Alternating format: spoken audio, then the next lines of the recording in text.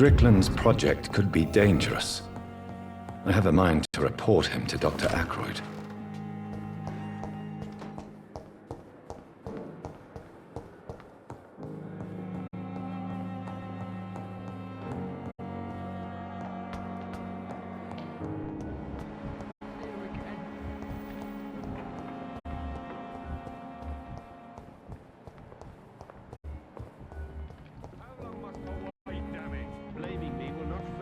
Agenda, sir. How long's it go? But in the circumstances, I'm... Good evening, Dr. Strickland. And good evening to you, Dr. Reid. Can I be of any help? Tell me, Thoreau, what's the real cause of your dislike for Dr. Ackroyd? He refuses to admit that your blood transfusion technique is the only way to save Mr. Fiddick. I'm convinced we must use it. What Dr. Ackroyd really said is that you lack the skill to perform this operation efficiently. Is there anything you have to say about this? It's a false conceit. Dr. Ackroyd secretly envies your reputation. His jealousy blinds him. I'm not the real target here.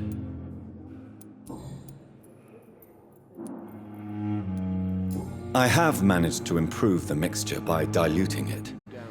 Have you ever heard of Sir Joseph Francis Olive, or the placebo effect? No, I don't think so.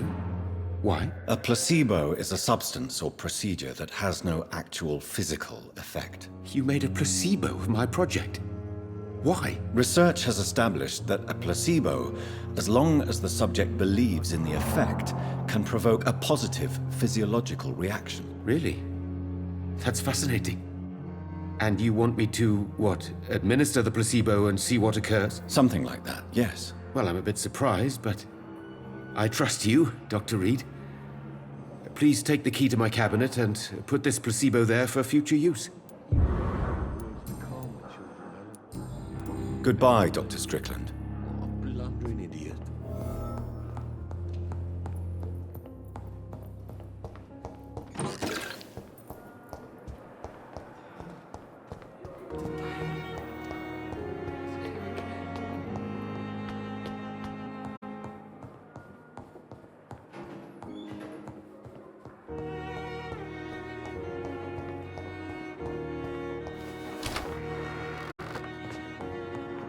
It's locked, all right.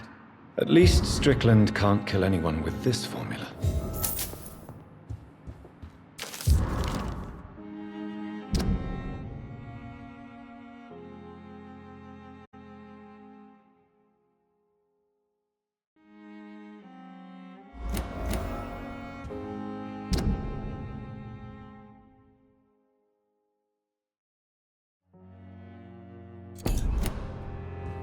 It's locked. It's locked, all right.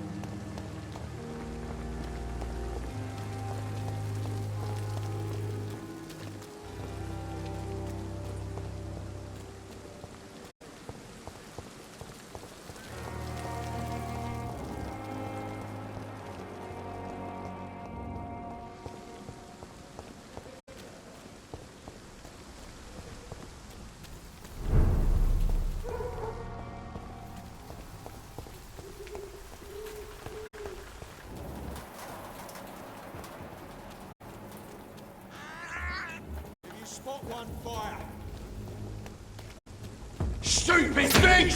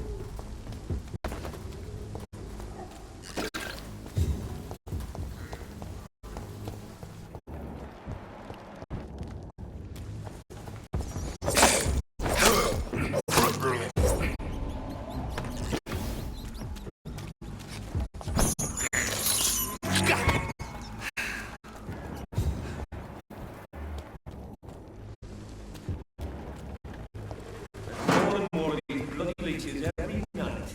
I, for the gods. Watch yourselves! Die, vermin!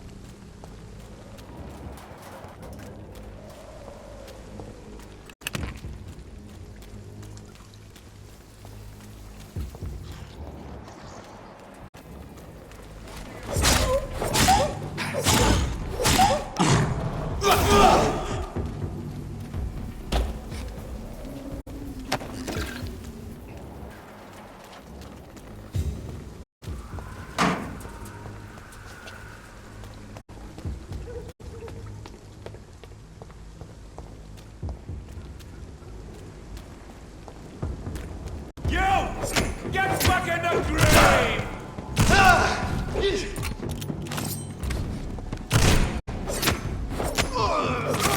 Die, vermin! Die, vermin!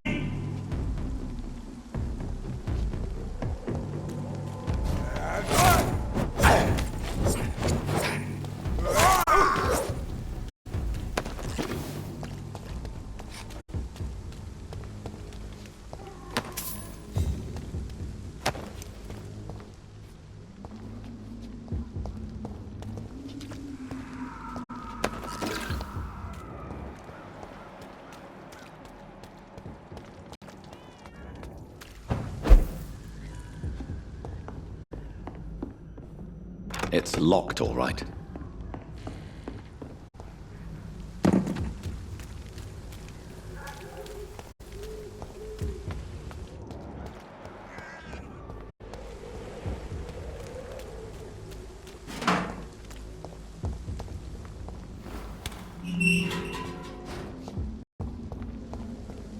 Whitechapel. This neighborhood is linked somehow to the kind Lady Ashbury's blackmail. First, let's find this Petrescu fellow.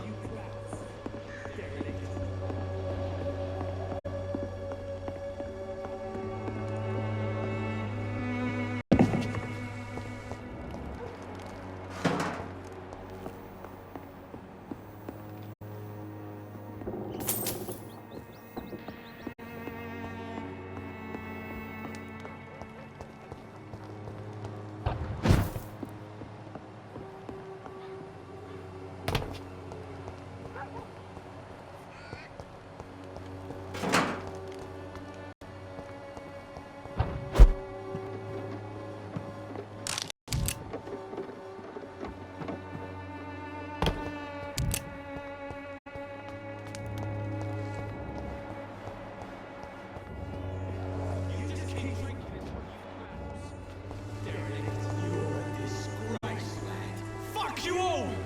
Fuck it all! Stop it now, Albert, stop it!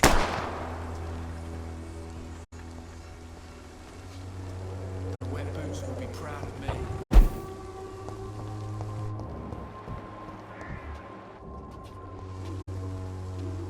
Are you all right? The bastard hit the wall next to me. I don't even know if he meant to miss. If you've been hurt, I can help you. I'm a doctor. Name's Albert. Remember it. Now bugger off.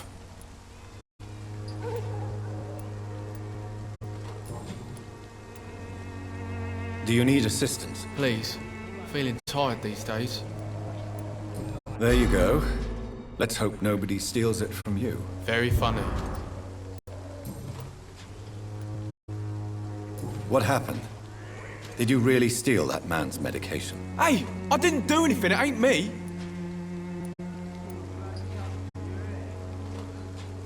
All right. Perhaps the poor drunk just confused you with someone else. Shut off, mister. You ain't got no clue what's going on here. Bastard was a soldier in the war, so now he's got the right to shoot me. It's true.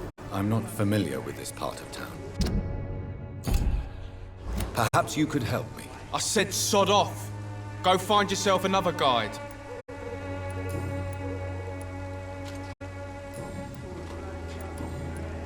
Do you know Nurse Dorothy Crane from the Pembroke Hospital? If you know anything about her, I'd appreciate it. Never heard of her. She's pretty, I'll keep an eye out. Goodbye, young man. I went in. Boy. How are you? I'm not your I found the recruiter you were expecting. He's dead, but he carried a note. The Wet Boot Boys have accepted your application. I knew it! I told you I was tough enough. I'll be free soon.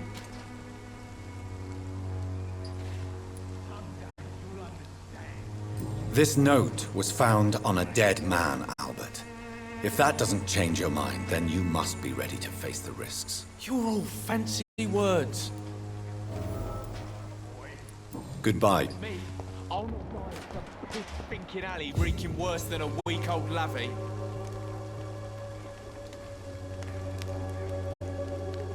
What? Shooting a boy in the middle of the street.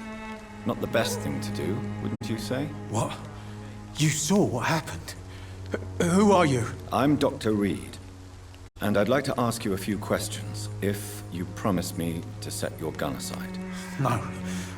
Look, I'm not a violent man. I'm Benjamin Palmer, doctor. And no one can help me. Not even you. You don't seem well, Benjamin. Do you need any help? I always feel it. I will see you later. What can you tell me about this place? Nothing to say, really. This is where I used to live, and this is where I live now. You don't have anywhere to go? No family that would welcome you? Not since the death of my wife, Albert's mother. She was sick, you see. Long before the flu and all this shit.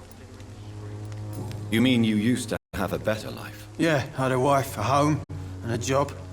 I even used to have a name. Now I'm just Ben. Ben the Tramp. Perhaps you could focus for a moment and tell me your troubles. I'm sick, broke, and my son just stole my pills. Everything's coming up roses. Whatever the boy did, I'm sure he didn't deserve a public execution. I swear I didn't want to hit him. It's just that I'm sick in the head, you see, and the boy just frayed me last nerve. What is it, Benjamin? It was the war, wasn't it? Your nerves are shot, aren't they? I need some answers, Private. From one soldier to another. The doctors called me a liar, a coward. Put me in a straitjacket, locked me up. Finally, they sent me back to the front lines with a handful of tablets. It's a pity that doctors still practice such barbaric methods. It's a dishonor to our profession. Now only the pills stop me thinking about this shit. To not hear the explosions. I'm even scared of the dark these days.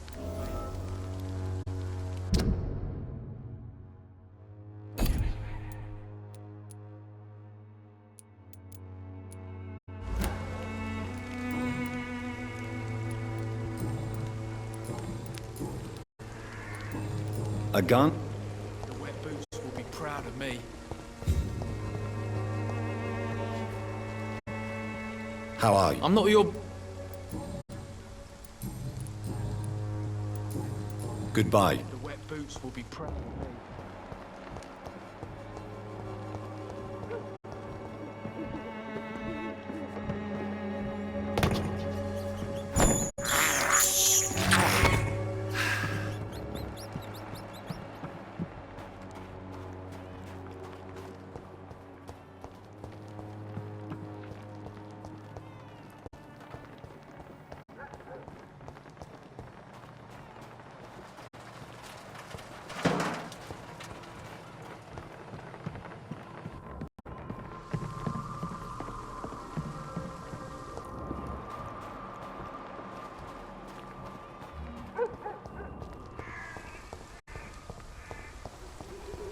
The Swanborough cordial. Good evening, miss. Good evening, sir. Are you interested in a miraculous cure for this unknown and deadly epidemic? Actually, I am. Then you have come to the right place. The famous Swanborough cordial is all you need to help keep you in perfect health. Oh, really? Why didn't I hear about it during my studies? I'm Jonathan Reid, by the way. Dr. Jonathan Reid. Ah, my brother has spoken of your research, sir. I'm Loretta Swanborough, and it's always a pleasure to meet a fellow healer. You look ill, Miss Swanborough. I'm perfectly fine. Tell me, who intrigues you most in Whitechapel? The region itself is something to see, but I would say Camellia the mute florist who gives away her flowers. What do you think of the locals? Most of them are afraid or desperate. They all come to me eventually for my remedy. Is there anyone I should avoid? Cadogan Bates, without a doubt. The bloody bastard remorselessly exploits poor migrants as soon as they get here.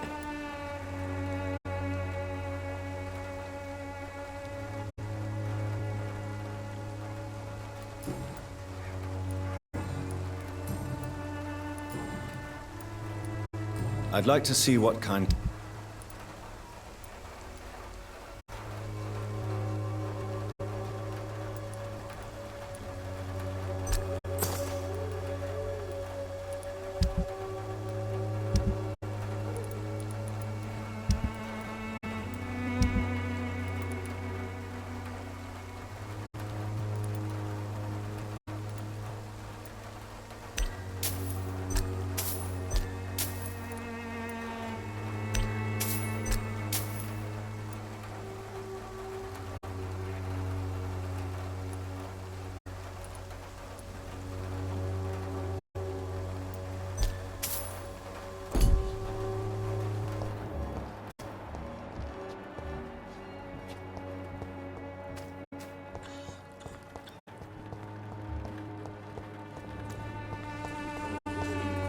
This district seems to get uglier.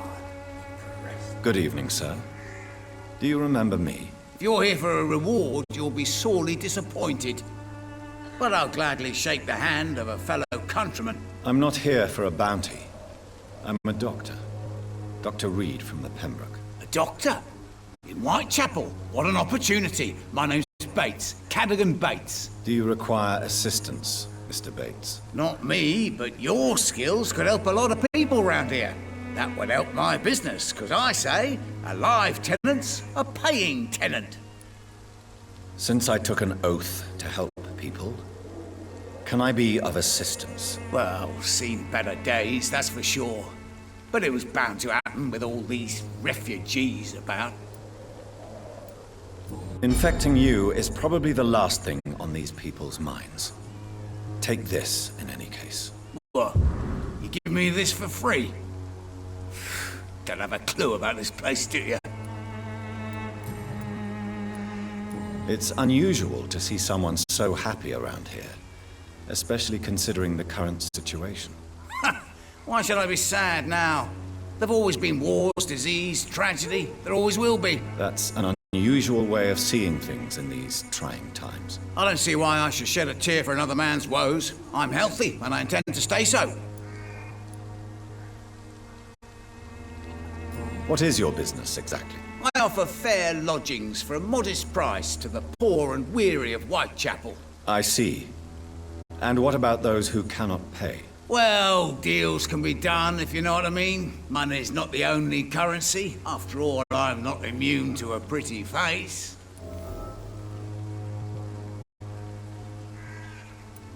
I don't approve of your actions, but I know very little about this borough, other than its reputation. There are always necessary evils. A necessary evil. That's one way to think about it. Knew you had more smarts than all these immigrants. Tell me, what's your honest opinion of the increasing violence in London? People are just beginning to discover what we've always known. This city's rotten to the core. They just took their bloody time to wake up and notice it. What do you mean? People are acting like the violence is news. But it's always been savage down here. It just bubbles to the surface every now and again. What help could I possibly be to your business? That's simple. I already get good money from all those fleeing the war. Can you imagine what they'd be willing to pay if I could offer medical assistance too? Mr. Bates, do not make me regret saving your life in this quarantine zone. I understand, Dr. Reid, you're from a good family. Don't want to get your hands dirty. That's fine. I'll be happy to act as your middleman.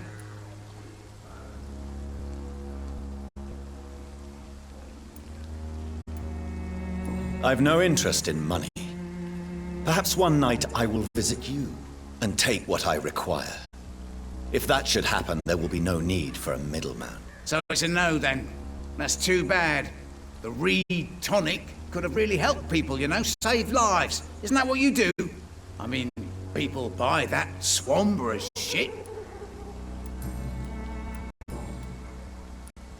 You seem to have recovered well since your attack. Do you ever think about what happened to you? Not much. It was a fucking nightmare. Savages. Absolute bloody savages. Their appearance. Jesus. It made me want to puke. You'd better not come back here. I won't be around next time to save you. I want to know everything about the recent violence, Cadogan. And I want the truth. Well, rent may be a bit high, and yeah, I've had to evict a few people. But that's business, isn't it?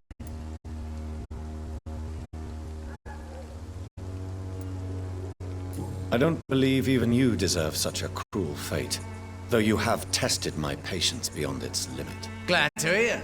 Nice to know there's another civilized individual in these parts. Not like those bloody savages.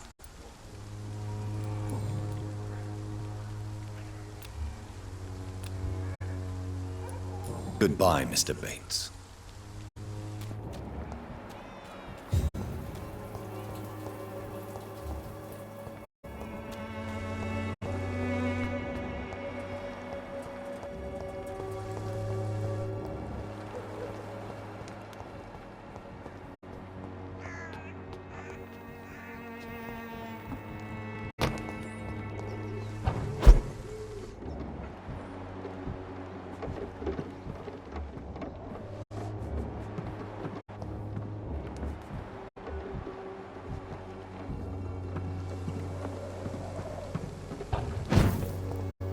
I cannot enter.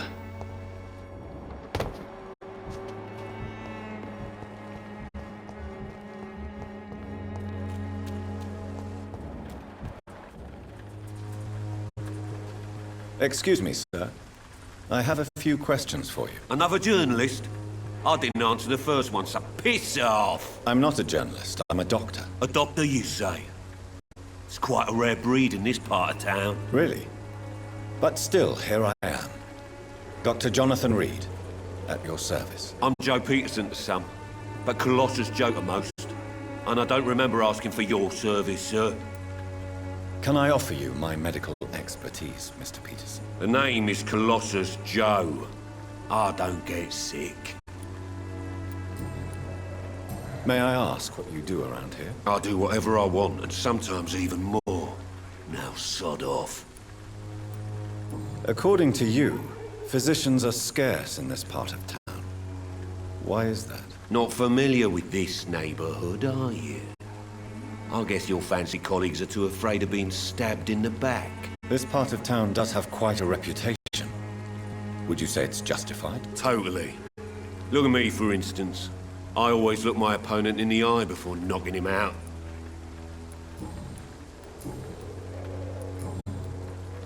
Goodbye. Welcome, sir. Please, take a browse of my wares. I'm Dr. Reid. I would like to ask you a few questions, if you don't mind. Doctor? Interesting. I'm Barrett Lewis. Usually I don't have time to waste with talk, but at this hour of the night I can hardly refuse. Do you need help, sir? I only need you to... How is business around here? Business? I have no business. Between this racket, theft, and customers getting scared, I'm losing money every day. I see. Sounds like you blame someone in particular for your situation. It's no secret Joe Peterson spends his time harassing merchants. But with me, he's trying to put me out of business once and for all.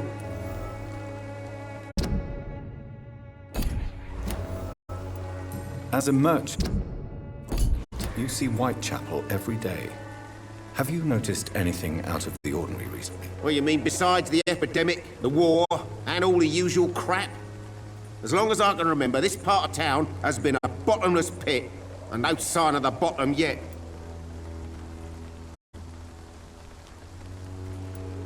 Violence is increasing in the borough. Yeah. A few nights ago, some blokes jumped me. Came out of one of the condemned workshops. Fever, madness, something like that. Where did this happen? Why did you go there? In the closed workshops nearby. I worked there as an apprentice in better days. Now I only go to find trinkets or tools. Too bad I was mugged, though. There was good money in that little box of loot I lost. Have you been hurt? No, but that's only because I ran like hell. Those men were raving lunatics, I tell you. Not even able to speak anymore, just screaming.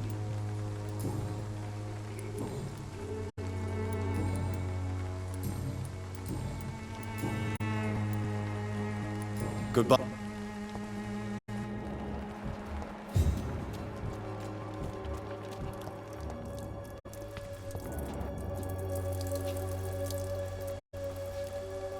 You again?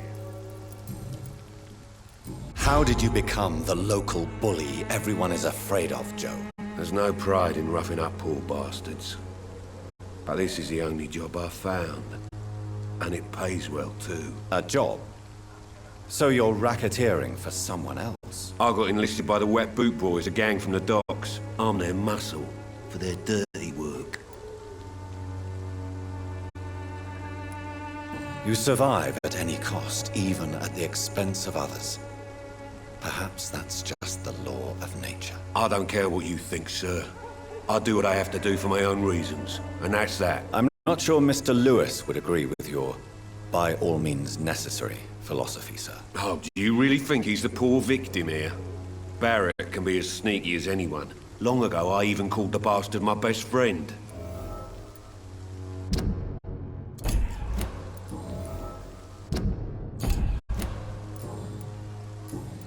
Goodbye.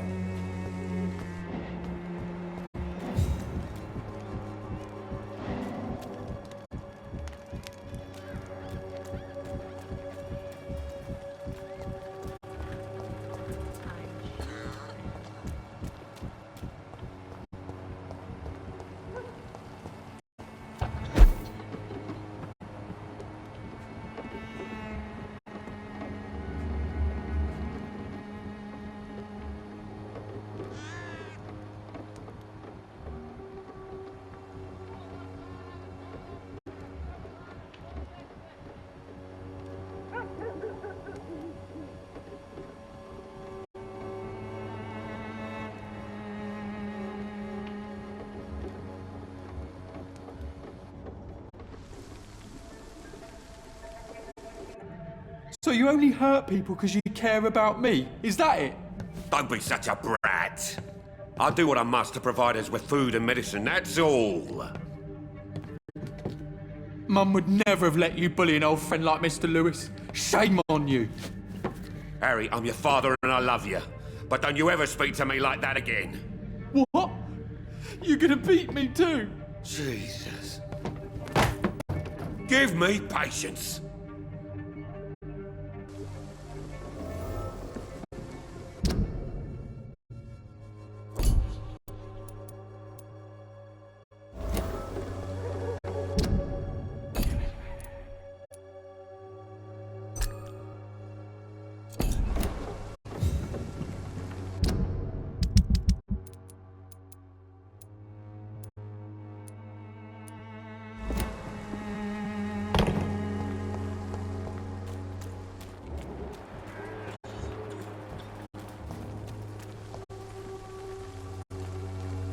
Fancy buying something? You never...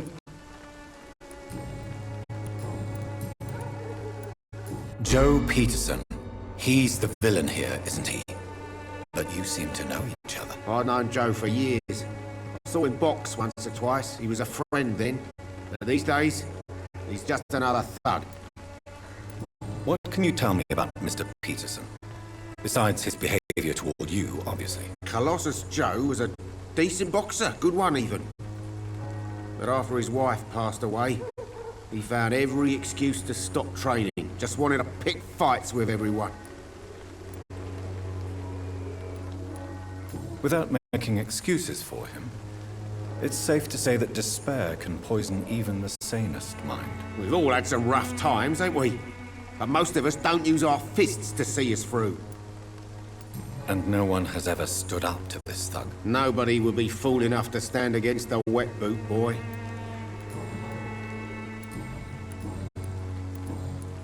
Goodbye.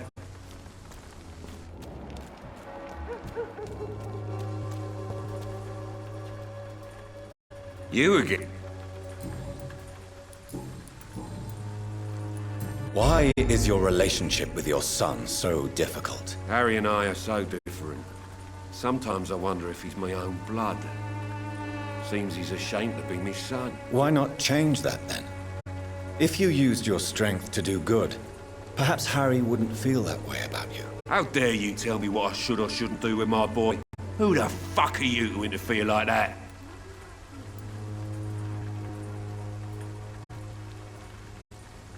I mean no harm to your family. But if you want my advice, this is no place to raise a child. No matter where we live, Harry will always be sick and frail. At least here, I'm respected. And no one will ever dare touch him.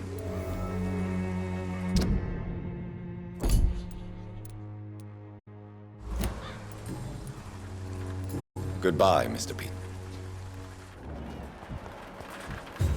Would you like me to revive you? Don't be shy, handsome. What can Christina do for you? I'm not looking for what you're selling. But I'd like to ask you a few questions, if I may. I'm a doctor. Dr. Reid. All right then, but be quick. Though I usually get paid when I open my mouth. Do you need any Christina, have you been examined?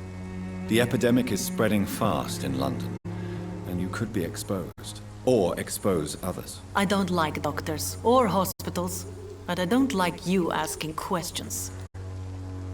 Considering your line of work, I assure you it is only a matter of time before you have health issues. If it is going to happen, it will happen. Right now, I need money. That's what's important. You can put your own life in danger, that's your decision. But what about your clients? If you're contaminated, you will put them in danger too. And you think that would worry me? If you knew the men I deal with, their health would not be what you'd worry about.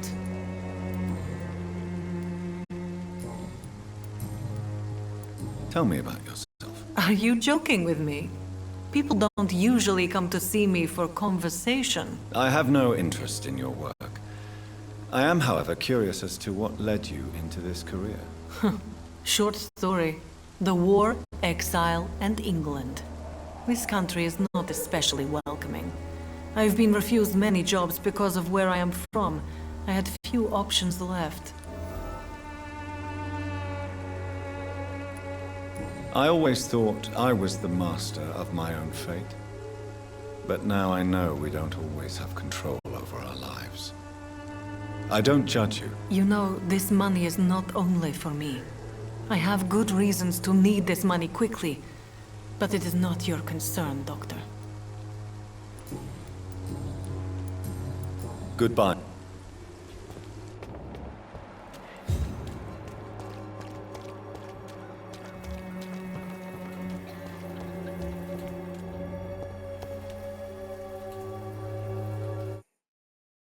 You look so pale, my lord. Would you like me to revive you?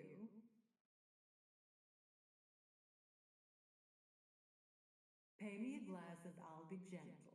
Pay me a bottle and I'll be nasty. Excuse me, sir. Are you familiar with this part of town? Name's Clayton Darby, reporter. Sorry, I'm new to Whitechapel. But perhaps you could help me since you're a journalist.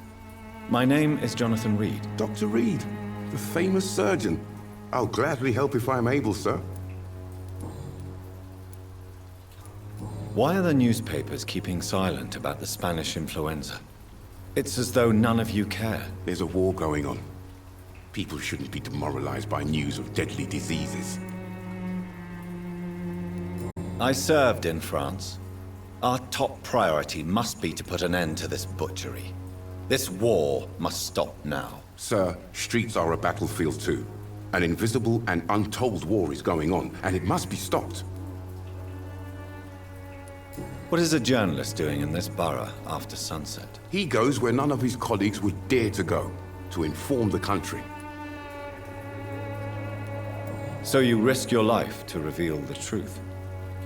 I saw many reporters do the same during the war. Whitechapel is the crucible of so many untold stories and tragedies. I want people to know them. That's quite honorable of you.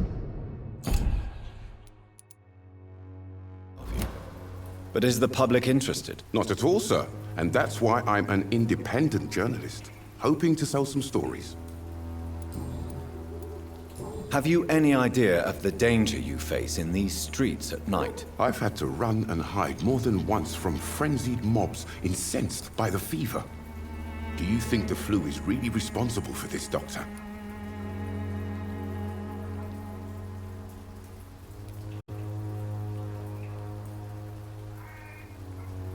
That science is unable to explain the facts doesn't mean there is no rational explanation. I confess, I share your point of view, Doctor. Christina Popper claims she sells her body because she can't find any other work. Do you believe her? Of course I do. Her story is exactly what I want my readers to understand. We live in an intolerant and divided nation. Do you think things will ever change, Mr. Darby? I believe the situation can only improve. And now that women can vote, I'm convinced things will change. Goodbye, Mr. Darby. Farewell.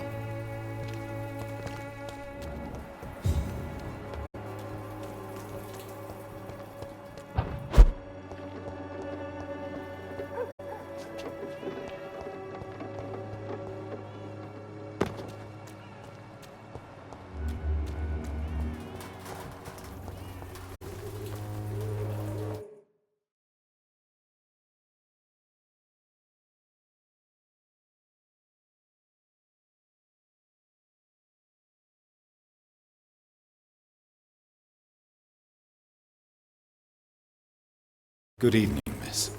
I'm Dr. Reid. I'd like to ask you a few questions.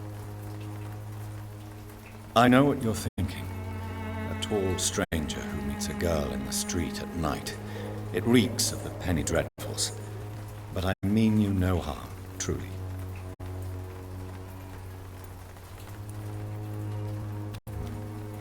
I know you understand what I'm saying. Your silence has nothing to do with you being mute, does it? Very well. Goodbye then.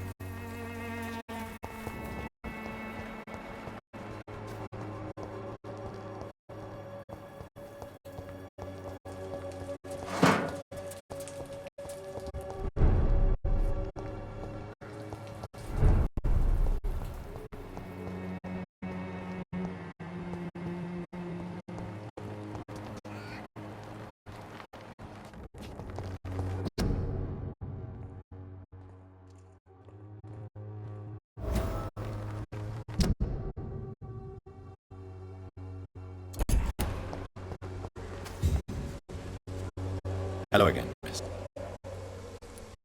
Camellia, I know you work for Dorothy Crane. Please tell me about her secret dispensary. A stubborn and mute comrade.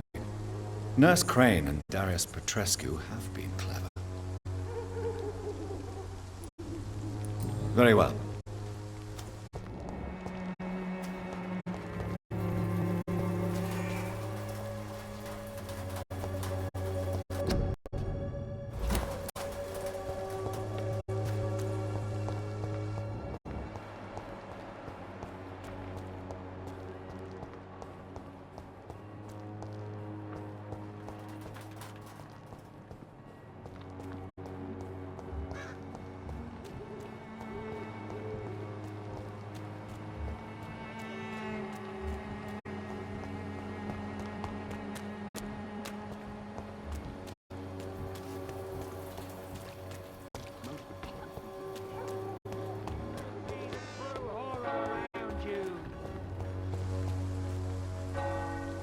Forgive my interruption. Do not apologize, my son. Father Tobias Whitaker is always happy to teach mortals about the incoming Armageddon. I am Dr. Jonathan Reid, and I just have a few questions. A scientist? You are much more lost than I thought, my son.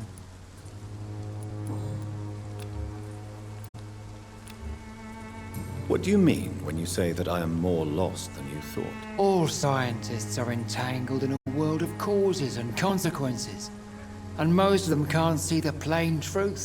Quite a judgmental opinion, if you ask me. But what do I know? Blinded by science as I am. But you are seeking answers, aren't you? Answers about the Armageddon about to strike the city. Answers about the hidden truth.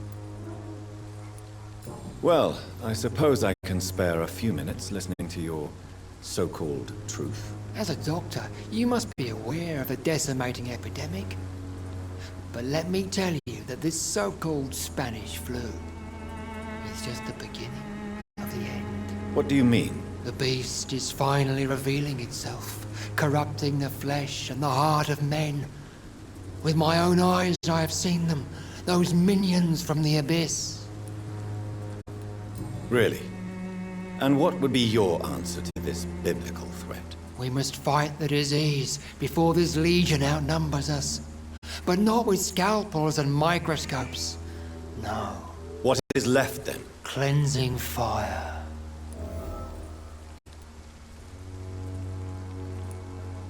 Tell me, Tobias, what exactly is your plan concerning the cleansing of this city? God will recognize his own. More than once this city has risen from the ashes, hardened and purified by the flames. Purification by fire has proved useful, but where do you stop? Burn the clothes? The buildings? The corpses? Worse? Your lack of faith is predictable.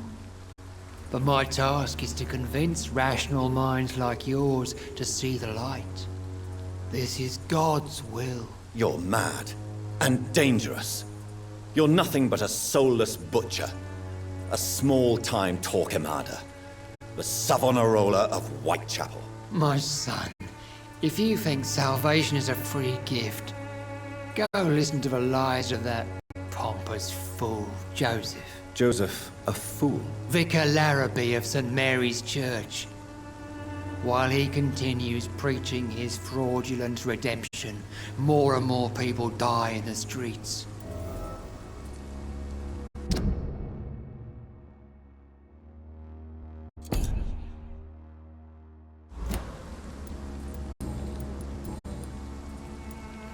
Have you any friends?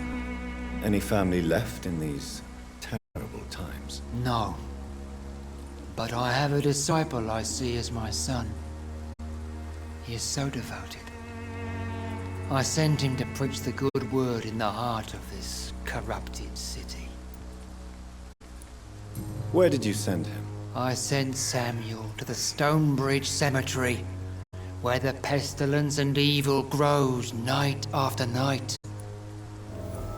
You sent him on some preaching crusade during the epidemic. As a true believer, Samuel will fear no evil while he walks through the valley of the shadow of death.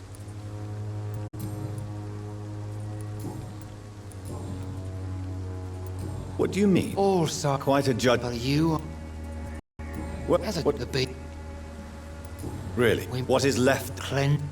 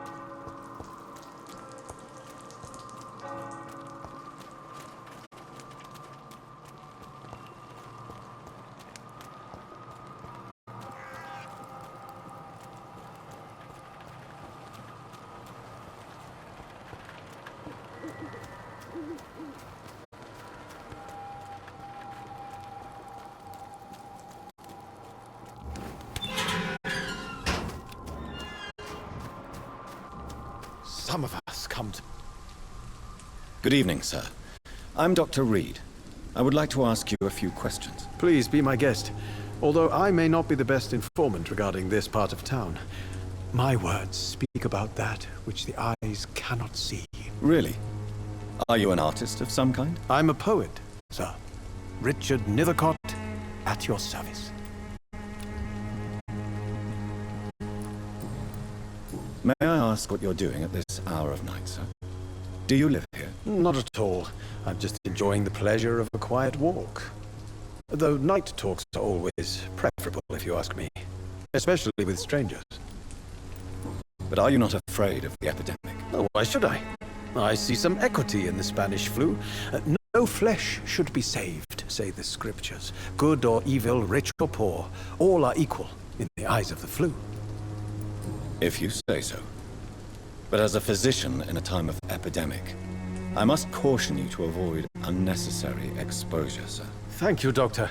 But we both know the seeker of truth has to go boldly where the weak dare not.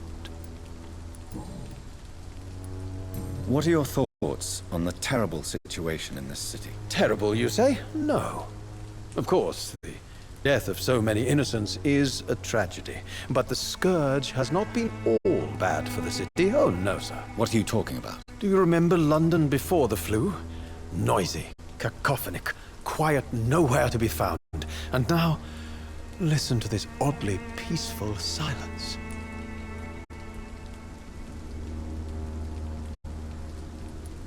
Yes. The enjoyable silence of the grave. You have a unique perspective on the situation, I must admit. Most people fail to understand my perspective. I don't blame them. But how could I call myself a poet if I veiled my feelings? Are you aware that your life could be in danger in this part of town? But this is where I must be to feel the real beat of the city. I had to come, see it for myself, alone. I understand your need for solitude, but it's not safe around here. I don't care. I don't have many friends, Doctor, and my family despises me. If some misfortune came upon you, who would be here to help you? Well, you, for a start, my dear Doctor.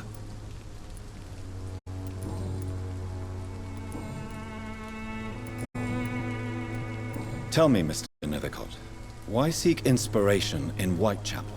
The place is not beautiful per se, but how to explain it?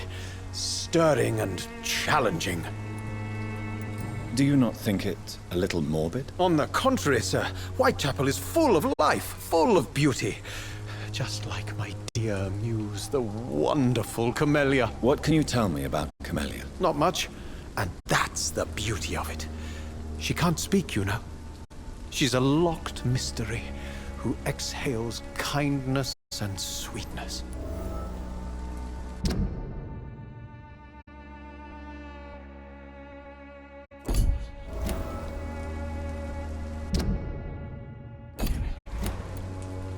Perhaps you're just afraid to find out the truth about your muse. One day, perhaps, I'll ask her to come with me. But will she still be my wild flower of Whitechapel if she moves uptown? And have you ever tried to learn more about her? Where she lives? How she survives? Whom she may know? Maybe I prefer she remains an enigma. Reality can be so dull, don't you think?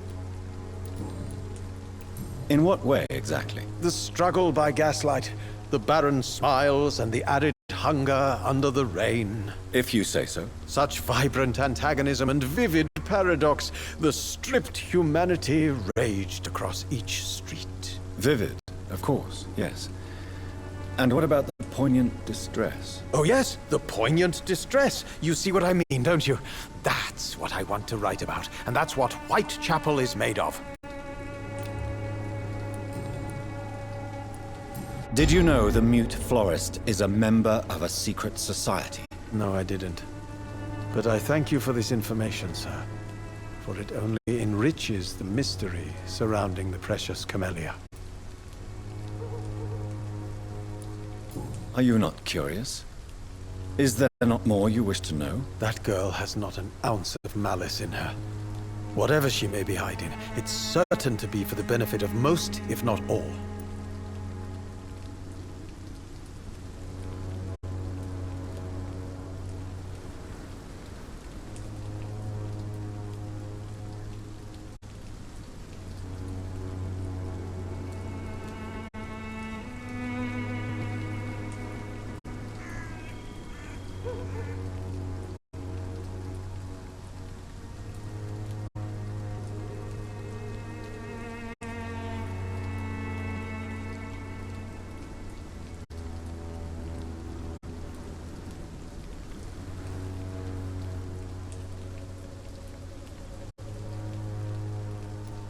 I fear you are a hopeless romantic, Mr. Nethercott. Guilty as charged, Dr. Reid.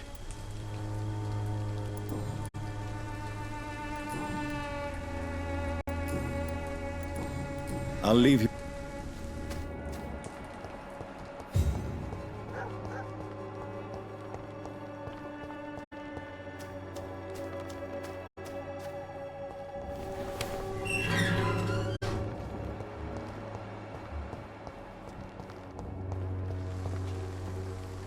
Hello again.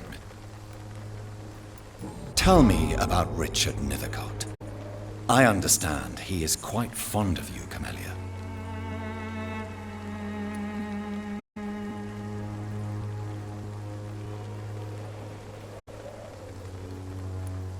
Very well.